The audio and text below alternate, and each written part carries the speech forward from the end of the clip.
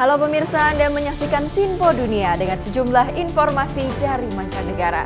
Bersama saya Priska Priscilla, inilah Sinpo Dunia selengkapnya.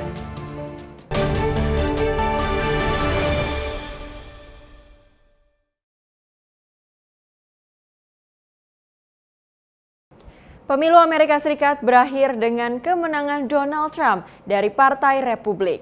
Setelah masa kampanye yang dipenuhi perdebatan seru dan polarisasi paham antar pemilih sesuai tradisi berdemokrasi di Amerika Serikat.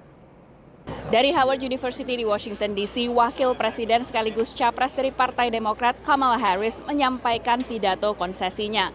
Sekitar pukul 4 sore, waktu setempat, Harris berterima kasih kepada para pendukungnya dan juga mengucapkan selamat kepada Presiden terpilih Amerika Serikat Donald Trump. A fundamental principle of American democracy is that when we lose an election, we accept the results. That principle, as much as any other, distinguishes democracy from monarchy or tyranny. And anyone who seeks the public trust must honor it. Para pendukung Kamala Harris mengungkapkan kekecewaan mereka, namun menerima hasil dari pemilu 2024 ini. For a Democratic Party that we're going to be okay and that we stick together and ensure that democratic process is being held up. Sekitar 1000-an pendukung Harris hadir dalam pidato konsesinya ini. Selain Harris dan juga keluarganya, Cawapres Tim Walz juga menyapa para pendukung mereka dan juga menekankan proses peralihan kekuasaan yang damai. Sementara Capres Partai Republik Donald Trump dan tim kampanye telah melakukan selebrasi kemenangan pada pukul 2 dini hari pagi tadi di Convention Center dari Palm Beach County yang berada sekitar 15 menit dari tempat saya berada saat ini, yakni di depan Mar-a-Lago, kediaman dari Donald Trump. Selama kurang lebih 30 menit, Donald Trump menyampaikan pidato kemenangannya di hadapan para pendukungnya di acara nonton bareng, diselingi juga dengan berbagai pidato dari, termasuk diantaranya adalah pasangan calon wakil presidennya, J.D. Vance. And I'm asking every citizen all across our land to join me in this noble and righteous endeavor. That's what it is. It's time to put the divisions of the past 4 years behind us. It's time to unite. And we're going to try, we have to try, and it's going to happen. Success will bring us together. Dan saat ini diketahui Donald Trump telah kembali ke kediamannya di Mar-a-Lago, sebuah gedung yang tepat berada di belakang saya. I think a lot of people are just tired of what's going on in the country. Just everything's up. Food, fuel, housing. Setelah berita kemenangan mengenai Donald Trump sebagai Presiden Amerika Serikat terpilih, sejumlah tokoh telah memberikan ucapan selamat kepada Donald Trump, termasuk pemimpin negara dan juga termasuk diantaranya adalah lawan politiknya yakni Kamala Harris yang telah mengucapkan selamat dan sama-sama telah berkomitmen untuk melakukan transisi kepemimpinan dengan lancar dan juga damai. Melaporkan dari Washington DC dan Palm Beach, Florida, Frijaya Gunawan, Randy Wijaksana, VOA. Pasukan Israel menyerbu kota Kabatiyah di kota Jenin Selatan, kawasan Palestina yang menyebabkan 3 warga Palestina meninggal dunia. Hingga kini ketiga korban sedang dirawat di rumah sakit untuk ditangani lebih lanjut. Lalu, militer Israel menyerbu dan menewaskan setidaknya 3 warga Palestina di kota Kabatiyah di Jenin Selatan, Palestina. Salah seorang petugas mengatakan para korban luka awalnya ditangani, namun hingga tidak dapat diselamatkan. Juru bicara dari militer Israel IDF turut menyatakan serangan ini dilakukan untuk menumpas adanya teroris yang bermukim di kawasan tersebut. Dari Jakarta, tim redaksi Sinpo TV. Operasi penyelamatan terus berlanjut. Segala upaya pembersihan gencar dilakukan di kota Valencia, Spanyol Selasa lalu. Upaya ini dilakukan pasca banjir bandang yang melanda kota tersebut, hingga menyebabkan ratusan orang meninggal dunia. Kini operasi penyelamatan pasca hujan lebat hingga banjir bandang terus dilakukan oleh petugas penyelamat Spanyol di kota Valencia. Bencana ini setidaknya telah menewaskan 217 orang. Melalui rekaman yang terlihat, penduduk setempat hingga para relawan bergabung untuk membersihkan air dan lumpur yang menutupi area luas di dalam gedung dan di jalanan kota. Pasar agua mengaturasi Y nada, y además fueron a por más gente que había en los coches y entre todos hicimos cadena humana para sacarlos, niños, mayores. Y ahí aguantamos unas horas hasta que ya no pudimos ir a los cines que habían habilitado para poder estar allí más tranquilos. Dari Jakarta, tim redaksi Sinpo TV. Perdana Menteri Spanyol mengecam tindakan yang dilakukan oleh beberapa orang kepada Raja Felipe saat sedang berkunjung di daerah yang terdampak banjir. Menurutnya tindakan tersebut mempermalukan Raja Felipe. Menteri Spanyol Pedro Sánchez menyampaikan ekspresi yang dilakukan oleh warga Valencia sesuai dengan apa yang sedang dialami, namun tidak dengan menyerang Raja Spanyol dengan melempari lumpur. En las 72 horas que han pasado desde mi última comparecencia en esta misma sala, se han logrado avances importantes en estos 4 ámbitos. El número de militares, de policías nacionales, de guardias civiles desplegados por el Gobierno de España en la provincia de Valencia ha pasado de 7.300 efectivos a 14.898 efectivos. Repito, 14.898 efectivos, que han sido a su vez reforzados por la presencia de 287 brigadistas forestales, por un centenar de agentes aduaneros, por 44 médicos forenses y 600 vehículos y maquinaria especializada para el bombeo, la limpieza y el abastecimiento de las zonas afectadas. Dari Jakarta, tim redaksi Sinpo TV. Tren musik belakangan tak lagi diunduh atau didengar lewat streaming. Banyak konsumen yang merindukan kembali musik yang bisa dikoleksi dan disetuh. Sehingga album lagu dalam bentuk kaset kembali populer di Amerika Serikat. Toko musik di Washington DC ini telah berdiri hampir 2 dekade dan telah menyaksikan pasang surut industri musik. Belakangan bukan hanya piringan hitam vinyl yang diburu konsumen, tapi ada bagian khusus toko menjual kaset audio. Cassettes started picking up in the last 2 years maybe. I used to sell like one a month, and now I'm selling them almost every day. Kaset mengalami comeback secara nasional di Amerika Serikat.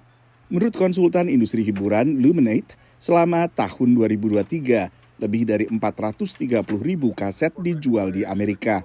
Ini 5 kali lipat penjualan kaset pada 2014. Pergeseran sebagian konsumen AS dari konsumsi musik secara digital ke konsumsi musik dalam format fisik terjadi dalam beberapa tahun terakhir ini. Pada 2022 misalnya, penjualan total piringan hitam vinyl akhirnya melampaui penjualan total CD. Dan ini terjadi untuk pertama kalinya sejak 1980-an.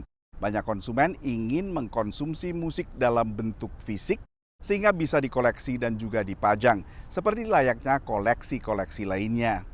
Sementara musik dalam bentuk analog juga memiliki kualitas sendiri. Berbeda dari musik yang diunduh atau didengarkan lewat layanan streaming. In terms of like picking and selecting what I like in a specific album, etc. And so what I like mostly about vinyls is like being able to like enjoy the full thing. Kaset justru populer di antara Gen Z, kelompok orang muda yang lahir pada akhir tahun 1990-an dan sesudahnya. It's mainly younger right now for cassettes. I mean, some older folks that still have cassette, maybe a cassette player or one in their car.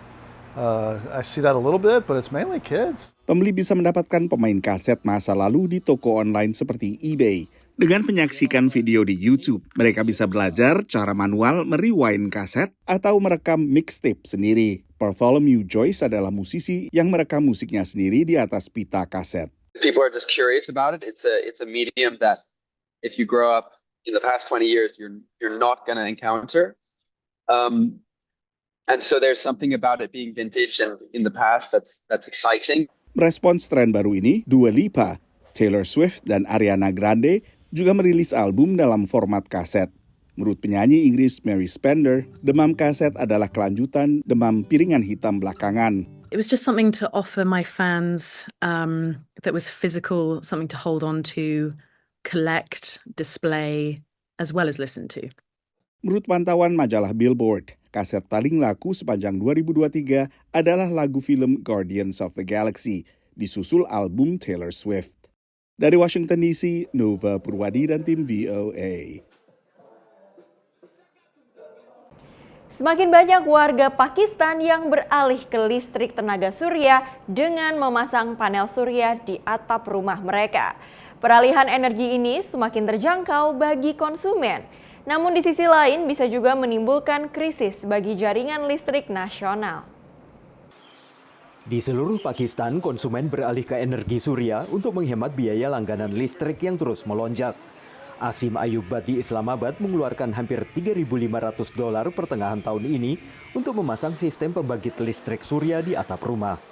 Electricity day by day cost जो है वो इंक्रीज़ हो रही थी। Last year programme हमारा बन रहा था लगवाने का, लेकिन उसका कॉस्ट सोलर पैनल्स की काफ़ी एक्सपेंसिव थी। तो अभी ये इस ईयर काफ़ी प्राइस डिक्रीज़ हुई है, तो दैट्स वाई हमने चूज़ किया कि इसको हम इस ईयर लगवा लें। Dengan memakai listrik surya dan menjual kelebihan daya ke jaringan listrik, keluarga ini bisa menghemat tagihan listrik hingga setengahnya. Mereka berharap investasi energi surya bisa kembali dalam waktu sekitar 3 tahun.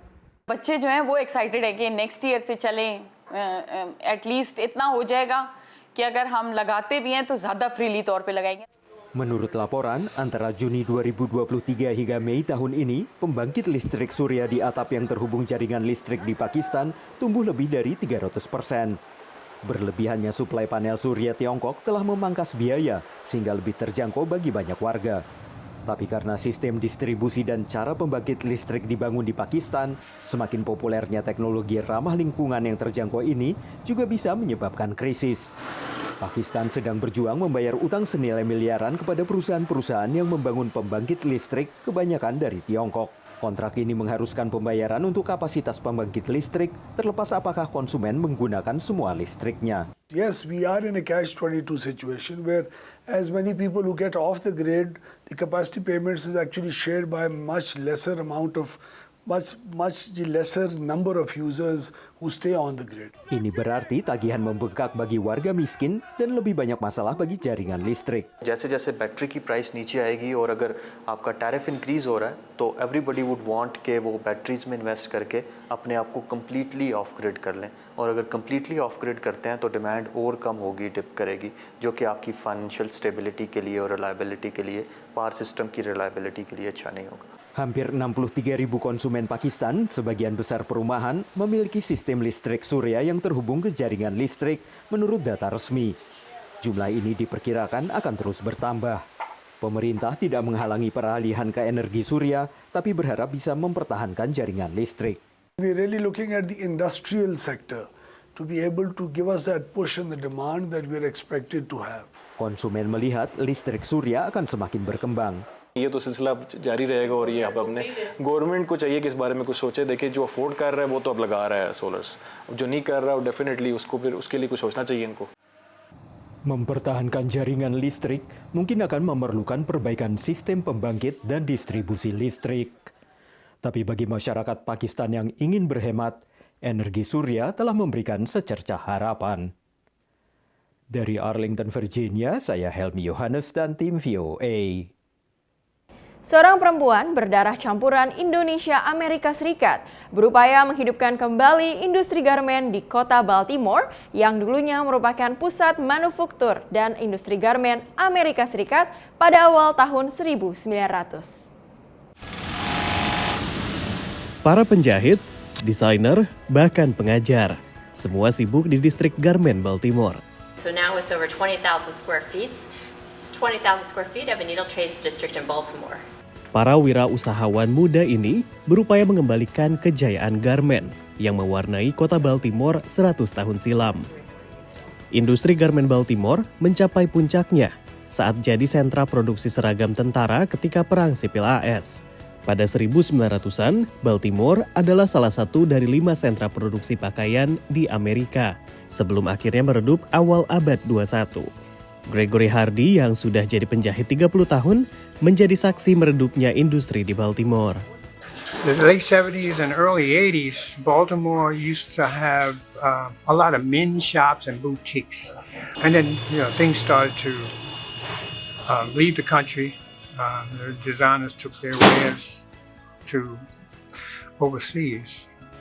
Lesunya industri garmen Baltimore menggerakkan hati Stacy Stoop, perempuan Baltimore berdarah Amerika Indonesia yang sudah malang melintang di industri fashion di Amerika, Eropa, dan Indonesia selama 20 tahun.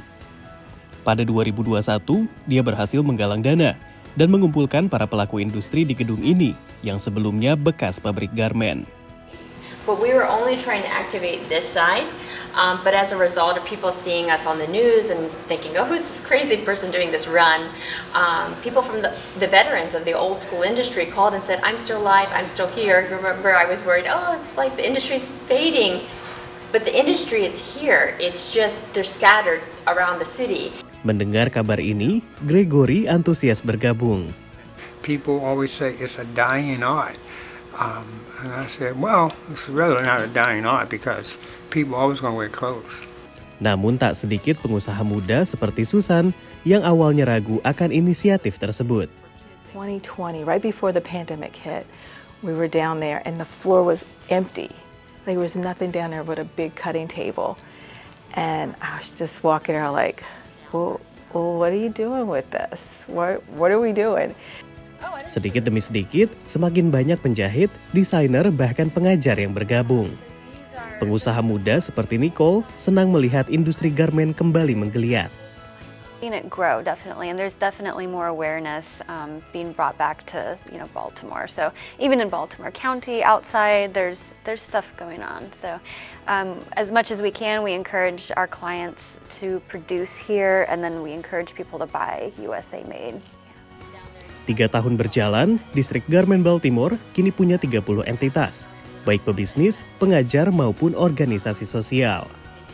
Then people start to believe in something that seems to be dead. They keep saying, the industry is dead in here. It's dormant, it's sleeping. Like we just need to wake it up and bring the people back together again and keep them sewing. Dari Baltimore, Maryland, Rio Twasikal dan Nia Iman Santoso, VOA. Demikian Sinpo Dunia hari ini, saya Priska Priscilla beserta seluruh kru yang bertugas, pamit undur diri dan sampai jumpa.